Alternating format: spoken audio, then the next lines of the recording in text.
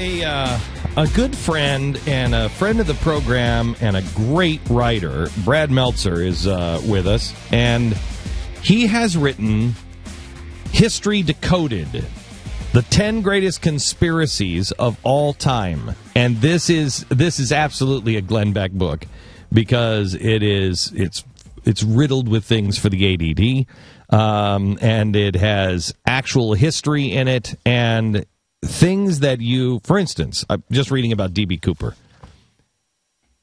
I didn't know half of the stuff about D.B. Cooper in this. I know that is one of the most fascinating stories. Yeah, too. Tell the story, Brad. Welcome to the program. Yeah, and thank you. I appreciate it. Good to be back. It's actually my wife's favorite story in the book of all things, really? Because it's one that she didn't know, mm-hmm. and we wanted to count down the top conspiracies throughout history. And listen, we want to do Lincoln, we want to do JFK, we want to do the big ones. But I was like, let's have ones that are amazing that you've never heard of, so you learn something.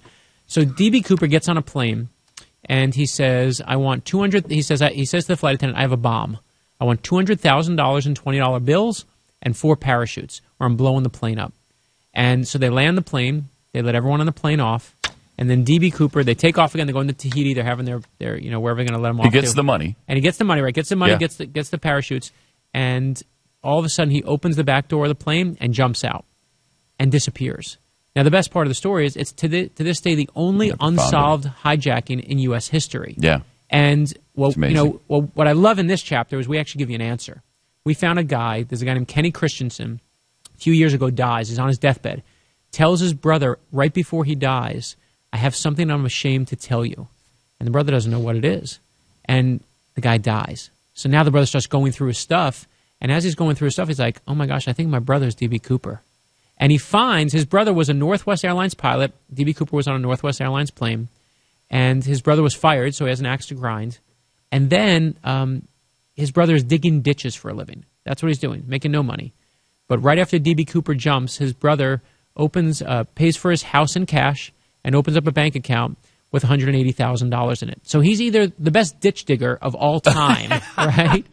And then the other part is we actually go on Decoded. We go on the show. We go to the house. We take a thermal scanner, and no one's ever gone to the guy's house and checked. So we bring this thermal scanner, and we're checking. Really? Because I remember the news story. Right, the stories were always there. Tracked that down? Well, they were digging. The house, weren't they digging? They were digging in the backyard, right? That's right, and they found. That's exactly right. They found $20 bills. Okay, so now you find you think. Okay, well, take a better look. But this guy was a new reveal. Wait. Because I know in your book you talk about how the FBI scanned all of the serial numbers. Those $20 bills that they found by the tree stumps, were those... Those were not... The $20 bills were found by the tree stumps Warrant, which is, again, why I always say, well, that's not a fact. Give me a fact first before you give me an opinion. Yep. Right? And but they did find... Those $20 bills have been found all over in that area. Okay, not right where the house is, but in that area. Okay. What they do find, what we found in the ceiling, we go in and above the guy's bedroom, we're up there. We don't think we're going to find anything. We see a pocket that shows up on the scanner, and we think, oh, this is going to be like, just an air vent or something like that. And underneath the pink insulation, we find a secret open door and a place to hide stuff, a secret hiding spot.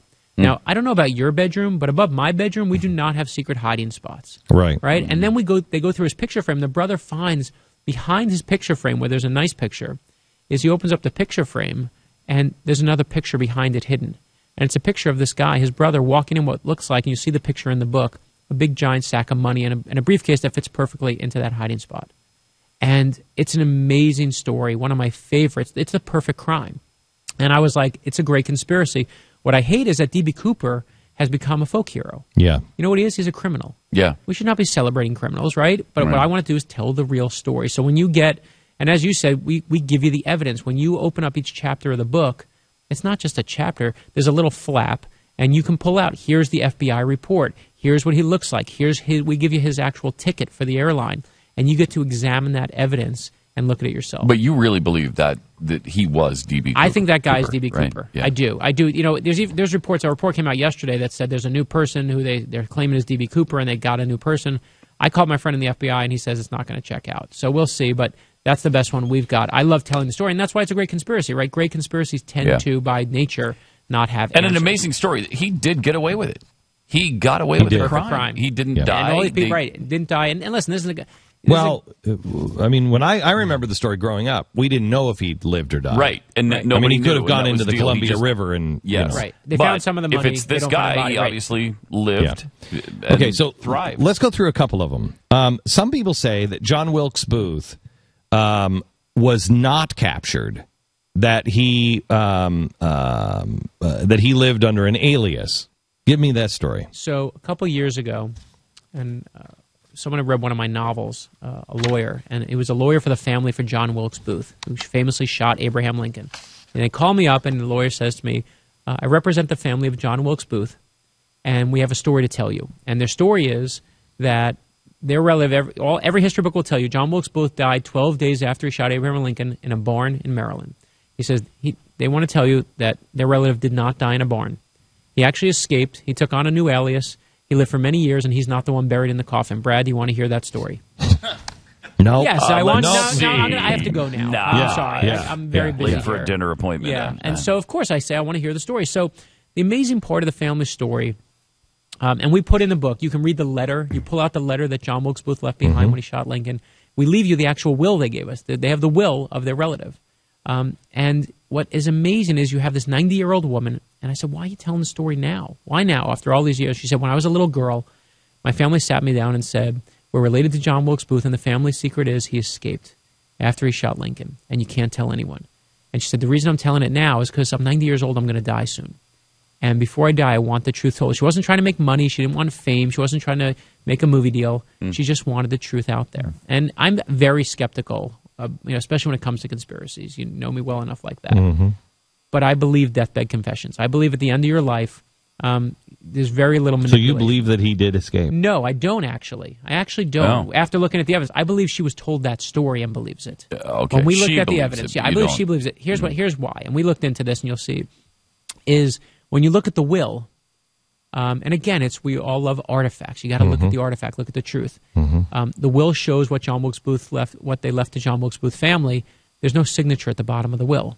At that point in history, signatures were everything. In fact, I've looked in the National Archives. They have when slaves built the White House, they make sure there's a signed X on there. These guys couldn't write, but they had to have that X. And I'm like, well, where's the signature? The interesting part also is that there's 3 different offshoots of the John Wilkes Booth family. All of them say that their relative is the one. One of them is named John B. Wilkes. Now, if you're John Wilkes Booth and you're trying to hide your identity, is the best alias to pick John B. Wilkes, right? I mean, nobody would get I'm that. sorry, but that's like me saying, my name is Mad Meltzer, and hoping I'm going to fool anybody out there. I mean, it's ridiculous to me. So some of them fall apart. The interesting part to me is there's a point in time in America where Americans go and pay money at carnivals to see the mummified body of John Wilkes Booth. Right? I've just said the word John Wilkes Booth, Abraham Lincoln, and mummy in the same sentence. That's the best Abraham Lincoln story of all time to me. Okay, give me the cornerstone of democracy. The White House was built. Freemasons supposedly put the cornerstone of democracy in the White House. That's exactly right. 1792, first piece of the White House is put down in an elaborate Freemason ceremony. They put down that first piece. It's called the cornerstone. We have the cornerstone of the Washington Monument, the Capitol. They used to always put that first stone down. Within 24 hours, the first piece of the White House goes missing. For 200 years now, everyone from Harry Truman to Barbara Bush has gone looking for it. Nobody knows where it is. And we went looking for it. And the amazing part is I'm like, this is the most important piece. It's the cornerstone of democracy. Where did it go? And I love, everyone, of course, blames the Freemasons, because why not blame the Freemasons? Everyone, you put the word Freemason in Google right now, it says they're everything. Stealing your car, Yes, they're eating your babies, they're doing everything. The Freemasons are so secretive that when you're in Washington, D.C. next time, go on 16th Street and they will take you on their public tour. That's how secretive they are. No, I know. It's very secret. But what we did in the book, and what but I love... But they'll kill you afterwards. Of course. I mean, you'll still be tour, alive, but they'll Nobody kill has you. ever survived the Freemason tour. No one survives the Freemason gift shop.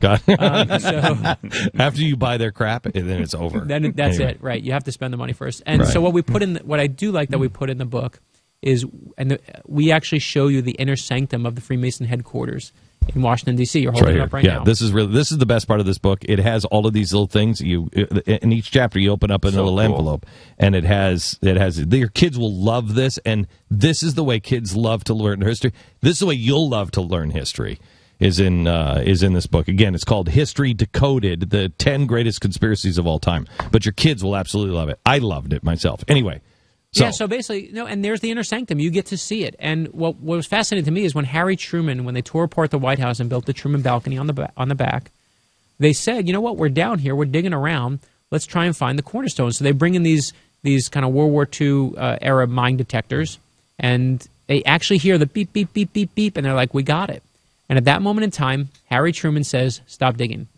Harry Truman, 33rd president, was a 33-degree Mason, and he says, stop digging. Nobody knows why. Nobody knows. The truth is, now, of course, everyone wants to tell you a lie and wants to tell you that means it's the end of the world. The truth is they were worried about basically messing up the foundation of the White House. That's a good reason to stop digging. Mm-hmm. So I love that in the book we try and really separate myth from fact. That to me is if I give one gift to America, it's great. It's give them back facts. Here, and I want to get to that with the JFK conspiracy, because you have a takedown of Oliver Stone that is worth the price of the book. But let me go here. The Spear of Destiny. This is a fantastic story. I didn't even know. I've never heard of the Spear of Destiny. Yeah, this is why we're friends. This is one of my favorites in the whole book. Yeah. So this is the spear that supposedly pierces Christ's side while he's on the cross. The most famous spear in all of history now.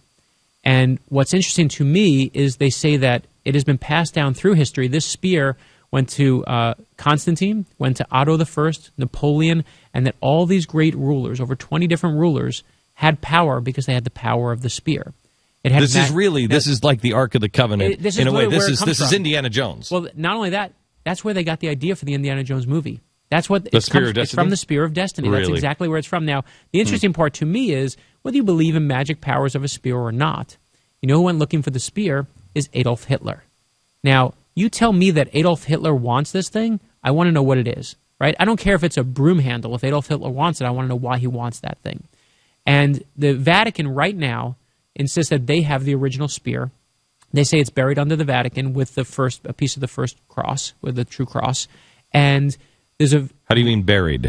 It's in St. Peter's Basilica underneath. Okay, so wait, but because I've been in the secret archives. Have you ever been to the secret archives? I actually haven't been to the archives. We actually, in the book, though, we have the map of what's under there. I have been in the archives. Very few people get it. Is absolutely incredible. It's one of my places that I want to do a book there just to go there. One of the most incredible places you've ever seen. I mean, it's unbelievable. So underneath they have the head of St. Peter, they have a piece of the true cross, and they have the Spear of Destiny. It is all buried down there. Mm-hmm. There's a museum in Vienna that insists they have the true spear.